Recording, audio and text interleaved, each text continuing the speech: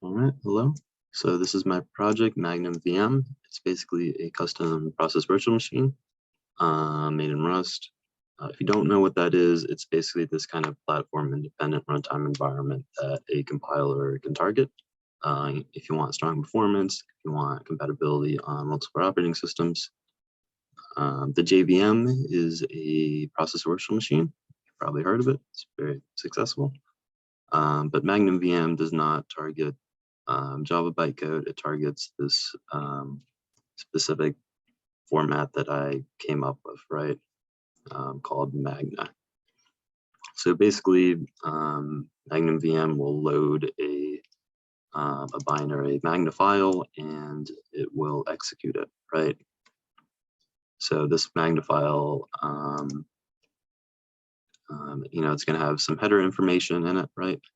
It's going to have some data. It's going to have the instructions as well. And when everything's loaded, it's going to start executing the text instructions.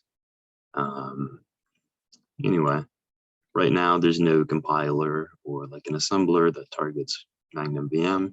So I had to come up with a library to be able to write these executable files, which you can kind of see an example of me using here for testing. So basically we just make this, new like Magna object, and then we specify what instructions we want to put into it. And then we can just like write the file out, it's super easy. Anyway, a Magna file can have all sorts of instructions, as you can see here. And then some of these instructions kind of have like their own associated functions. So like I had an instruction for system calls. There are a couple of specific system calls. Anyway, I can give an example of execution. So for this one here, this is just printing out, what 1 + 1 is. Pretty simple example.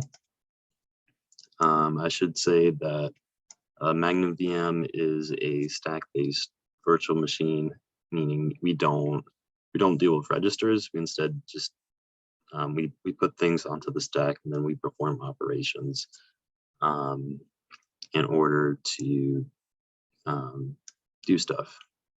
So for example here, so for this small program, like this instruction would add 1 onto the stack, and then we would add another 1 onto the stack.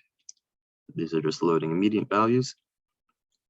And then we would call add, and add would actually pop these 2 off the stack, and it would put the result onto the stack. So now we get 2. And then we would do the system call, and this would just print out this 2 here. It would pop it from the stack, but we'd get it and be able to see in standard out. And then, we put this this character onto the stack, this new line character, just so we can see it properly, right? And then, we use a system call to print it out, right? So this is what ends up being printed, right? 2 and then a new line, which is, indeed what 1 + 1 is. And, we can see using our little unit test here that it all works, which is good. To go over maybe a more complicated test, if you'd like. This code forms a more complicated expression. I think it's a little confusing to read at first, but you can kind of see it. We do 5 + 5 here, right? And then we do put a 2 on and we divide it. And then we end up multiplying by 3. And we also subtract by 3.